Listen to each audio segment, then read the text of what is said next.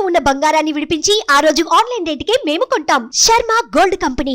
నమస్కారం, welcome to Suman TV. నేను గీతాంజలి. ప్రస్తుతం మనతో పాటు శ్రీచక్ర పీఠం వ్యవస్థాపకులు, ప్రముఖ జ్యోతిష్యులు డాక్టర్ ప్రదీప్ జోషి గురుగారు ఉన్నారు. వారితో మాట్లాడదాం. గురుగారు నమస్కారం అండి. శ్రీమాత్రే నమః. వసంత పంచమి, అసలు ఆ రోజు విశిష్టత ఏంటి, ఏమి చేయాలి విధిగా అనేది ముందుగా తెలుసుకోవాలనుకున్నాం. ప్రత్యేకించి ఆ రోజు గురించి వివరించండి. చాలా మంది ఏంటంటే వసంత పంచమి కదా, ఇలాగా అమ్మవారు పూజ చేసుకుంటాం, సరస్వతి అమ్మవారు ఇలా చెబుతూ ఉంటారు. కొంతమంది ఆ రోజు అక్షరాభ్యాసాలు చేస్తూ ఉంటారు. నార్మల్ వాళ్ళు ఎలా పూజ చేసుకోవాలి, ముందుగా ఆ రోజు విశిష్టత చెప్పి ఇవన్నీ కూడా మాట్లాడదాం గురుగారు. శ్రీ గురుభ్యో నమః. శ్రీమాత్రే నమః. మాణిక్య వీణాం ఉబలాలయంతీం మదాలసా మంజుల వాగ్విలాసాం మాహేంద్ర నీలద్యుతి కోమలాంగీం మాతంగ కన్యాం మనసా స్మరామి. చతుర్భుజే చంద్రకళావతంసే కుచోన్నతే కుంకుమరాగశోణి పుండ్రేక్షుపాశాంకుశ పుష్పబాణ హస్తే నమస్తే జగదేకమాతః. శ్రీమాత్రే నమః. వసంత పంచమి ప్రతి సంవత్సరము దివ్య ముహూర్తాలు అని కొన్ని ఉంటాయి. దివ్య ముహూర్తాలు అంటే వాటికి అల్టిమేట్, ఇంకా వాటికి ఎలాంటి మచ్చ అనేది ఉండదు. ఈ రోజు ఆ పని చేయకూడదు, ఇది చేయకూడదు అనేది ఏమి ఉండదు. అంటే కళ్ళు మూసుకొని ముహూర్తం పెట్టుకోవచ్చు అనమాట. అలాంటి ముహూర్తాలు సంవత్సరంలో 3 ఉంటాయి. అందులోపల నంబర్ 1 వసంత పంచమి, తర్వాత అక్షయ తృతీయ, తర్వాత వచ్చేసి ధనత్రయోదశి. ఈ 3 దివ్య ముహూర్తాలు. ఈ 3 దివ్య ముహూర్తంలో మీరు ఏ పనైనా చేయండి. అందులోపల వసంత పంచమి విద్య, అక్షయ తృతీయ శక్తి, ధనత్రయోదశి ధనం, లక్ష్మీ అమ్మవారు. సో సింపుల్ చెప్పాలంటే మనకి అమ్మవారు ఎవరు? ముగ్గురే కదా. ముగ్గురు అమ్మల మూల పుట్టమ్మ. సో ఇచ్ఛాశక్తి, క్రియాశక్తి, జ్ఞానశక్తి.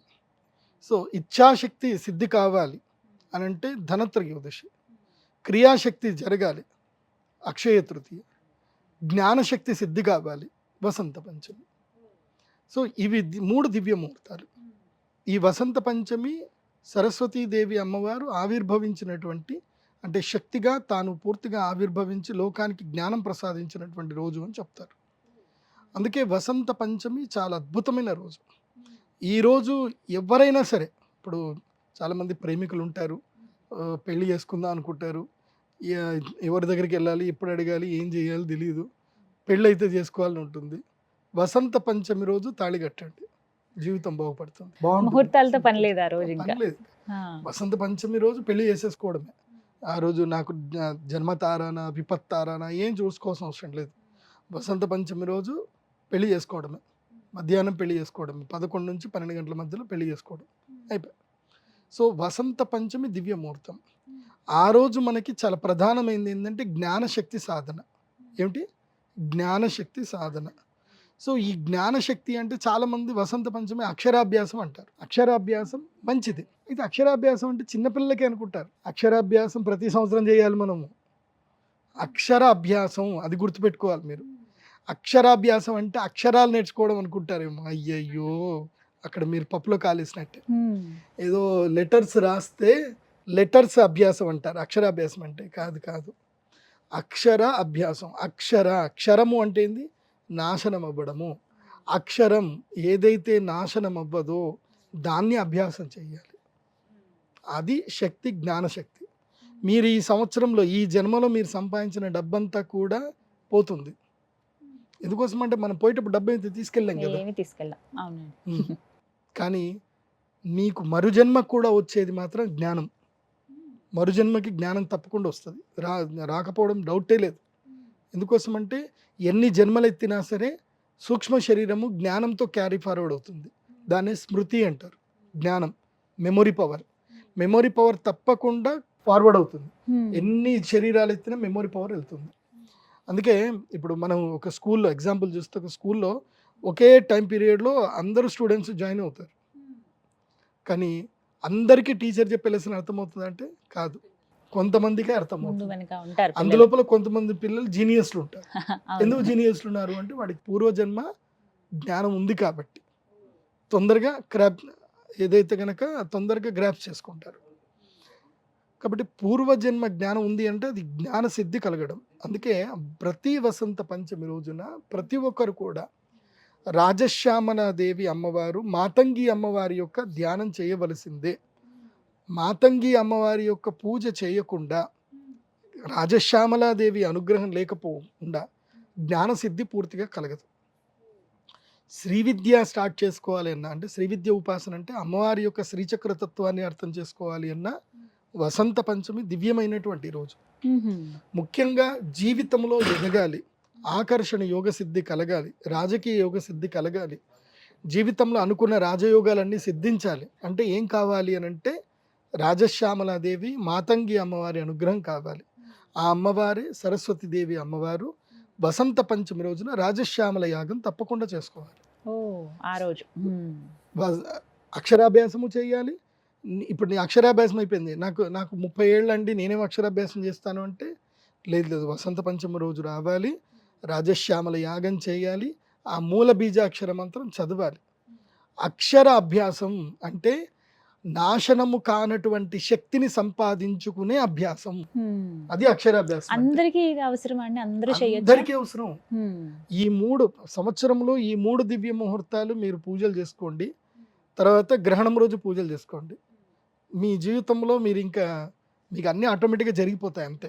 ఏ విపత్తు వచ్చినా అక్కడి నుంచి అటు కొట్టుకెళ్ళిపోతుంది. సంపత్తు ఏదైనా రావాలనుకుంటే గట్టిగా ఆకర్షింపబడుతుంది సంపత్తు కూడా. అందుకే వసంత పంచమి చాలా మూలం, కీలకమైంది. ఆ రోజు చిన్నపిల్లలకి అక్షరాభ్యాసం చేస్తారు. నేను అక్షరాభ్యాసం చేసే దగ్గరికి వెళ్ళి చూశాను. నేను ఎంత దారుణంగా తోసేస్తారు అంటే వాళ్ళకి కూర్చోబెట్టినవారు, వాళ్ళు జరగండి అంటారు, ఇది రాసేసండి వెళ్ళిపోండి అని అంటారు. అలా చేసుకుంటే ఏం తృప్తి ఉంటుంది చెప్పండి.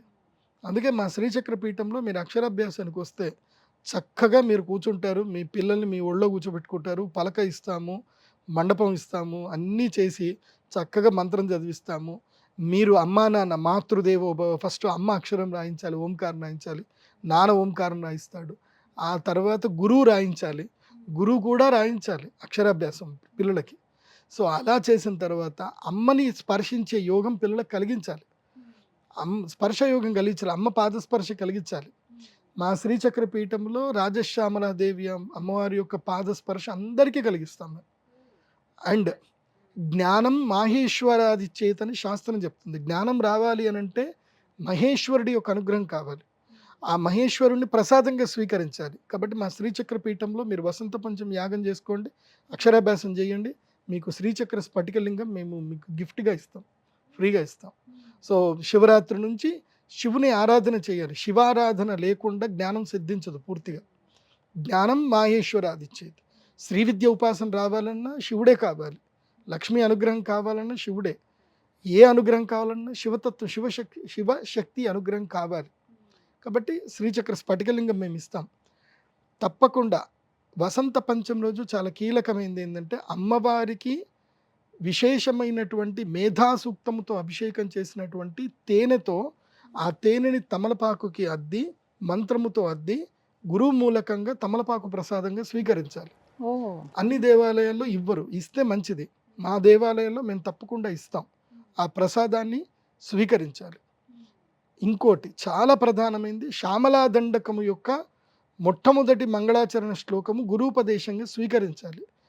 ఏ పిల్లలైతే గనక శ్యామలా దండకము 3 ఏళ్లలో కంఠస్థం చేసేస్తారో వాళ్ళ జీవితంలో ఏ జ్యోతిష్ శాస్త్ర పండితుడి దగ్గరికి వెళ్ళాల్సిన అవసరం ఉండదు. ఇంకా నా బిజినెస్ నేనే చెప్తున్నా, నా దగ్గరికి రావద్దని నేనే చెప్తున్నా. మీరు శ్యామలా దండకం కంఠస్థం చేస్తే మిమ్మల్ని అమ్మవారు తన పరిధిలో పెట్టేసుకుంటుంది. మిమ్మల్ని ఎలా ఆడించాలో అమ్మవారు ఆడిస్తుంది. మీతో ఏమేం చేయించుకోవాలో అన్నీ మీతోటి పని చేయించుకుంటుంది అమ్మవారు. ఈ లోకంలో జరగవలసిన మేలంతా కూడా మీతో చేయిస్తుంది అమ్మవారు. ఎందుకోసమంటే ఆమె రాజశ్యామల కదా, రాజమంత్రిని ఆమె. సో ఆమె ఈ లోకాలన్నింటినీ ఏలాలంటే ఆమెకు కూడా పరిచారకులు కావాలి కదా, సేవకులు కావాలి కదా. ఆ సేవకులు ఎవరో కాదు, శ్యామలా దండకం కంఠస్థం చేసిన వాళ్ళే. గురుముఖంగా తీసుకోవాలి అండి, గురుముఖంగా తీసుకోవాలి. మేము ఆ రోజు చెప్తాం, మా శ్రీచక్రపీఠంలో రాజశ్యామల మంత్రం చెప్తాము, అందరికీ పేపర్లు ఇస్తాం. రాజశ్యామల దండకము మొత్తం అందరికి పేపర్లు ఇస్తాము. శ్యామల దండకం అందరికీ నేను అనిపిస్తాను, చక్కగా అని శ్యామల మంత్రం నేర్చుకోండి, జీవితంలో బాగుపడండి. హడావిడిగా అందరూ ఒక దగ్గరికి వెళ్తున్నారు కదా అని చెప్పి వెళ్ళిపోయి ఆ మూసలు కూర్చొని, ఉక్కబోతలు కూర్చొని అసలు ఏం చేస్తున్నారో తెలియక భోజనాలు సరి ఇంత చేసి అమ్మవారి ప్రసాదం నైవేద్యంగా తినాలి కదా, పోయి మళ్ళీ హోటల్లో కూర్చొని తింటారు. వాడు స్నానం చేశాడో తెలియదు, వాడు ఎట్లా చేస్తున్నాడో తెలియదు. ఆ? ఇంత పూజ చేసుకొని మళ్ళీ వెళ్ళి హోటల్ వెళ్ళి తింటారు. నేనేమంటా అంటే మా శ్రీచక్రపీఠం రండి, చక్కగా అక్షరాభ్యాసం ఒక ఉత్సవంలాగా చేసుకోండి, తర్వాత అందరూ కలిసి భోజనాలు చేయండి, అందరికీ అమ్మవారి యొక్క ఉపదేశం చేస్తాము, అందరికీ అమ్మవారి యొక్క ఫోటో ఫ్రీగా ఇస్తాము, తీసుకోండి. అదొక సంబరంగా వెళ్ళాలి. మేము ఒక మంది ఉత్సవంకి వెళ్ళామంటే ఉత్సవం అయిపోయిన తర్వాత ఆనందంగా వెళ్ళాలి. ఆనందంగా ఉండాలి. ఏదో పండగ. జరిగిపోయిందండి, ఇంత గంటలు గంటలు లైన్లో నిల్చున్నామండి అని చెప్పేసి అని ఆ లైన్లో నిల్చుని పిల్లలతోటి పాపం అవస్థ పడుతూ పిల్లలతోటి ఉంటారు. అవును. అసలే చిన్నపిల్లలు ఏడుస్తారు. వాడు అక్షరాభ్యాసం చేసేటప్పుడు నవ్వుతూ ఉండాలి, ఏడుస్తూ ఉంటే ఎట్లాగా? సో ఇవన్నీ మంచి జరగాలంటే మా శ్రీచక్ర పీఠం రండి, నా చేతుల మీదుగా ప్రతి ఒక్కరికి ప్రణవనాదం నేను రాయిస్తాను. ఆ జగదంబ అనుగ్రహం, శ్రీ విద్యా శక్తి మాకు అమ్మవారు ఉంది కాబట్టి ప్రతి ఒక్కరి చేతితోటి నేను ఓంకారం ప్రణవనాదం నేను రాయిస్తాను. రండి అందరూ. తప్పకుండా వసంత పంచమి చాలా వేడుకగా జరగబోతోంది శ్రీచక్ర రాశ్యామల యాగం కూడా చేస్తాము, అందరికి యంత్ర ప్రసాదం ఇస్తాము. ఇవన్నీ ముందుగానే నమోదు చేయించుకోవాలి. ముందుగానే నమోదు చేసుకోవాలి. నా వెబ్సైట్ ద్వారా మాత్రమే నమోదు చేసుకోవాలి, pradeepjoshi.com వెబ్సైట్ ద్వారా మాత్రం నమోదు చేసుకోవాలి. ఎందుకోసం అంటే ఈ మధ్య నా పేరు చెప్పుకొని ఎవడెవడో సంపాదించుకుంటున్నారు, వాళ్ళ అకౌంట్లో డబ్బులు ఎంచుకొని గురుగారు వస్తారండి మీరు రండి అంటారు. గురుగారు వస్తారంటారు, గురుగారే మీకు మాల పంపించారండి, గురుగారు మిమ్మల్ని, గురుగారు మాత్రం మాట్లాడరు, అక్కడ గురుగారు ఉండనే ఉండరు. సో నా పేరు చెప్పుకొని ఎవరో బతుకుతున్నారు. కేవలం వెబ్సైట్లో మాత్రమే, వెబ్సైట్లో మాత్రమే, pradeepjoshi.com వెబ్సైట్లో మాత్రమే, ఆ వెబ్సైట్లో ఉన్న ఫోన్ నెంబర్లకు మాత్రమే మీరు ఫోన్ చేయడం కానీ, బుకింగ్స్ చేసుకోవడం కానీ, పేమెంట్ చేయడం కానీ. వేరే ఏ ఇతర నెంబర్కి పే చేసినా నాకు సంబంధం లేదు. మీరు పేమెంట్ చేసే ముందు నా pradeepjoshi.com వెబ్సైట్ చూసినాకనే స్టార్ట్ చేయండి ప్రాసెస్. సో ఘనంగా జరగబోతోంది అనమాట. ధన్యవాదాలు గురుగారు. నమస్కారం. శ్రీమాత్రే.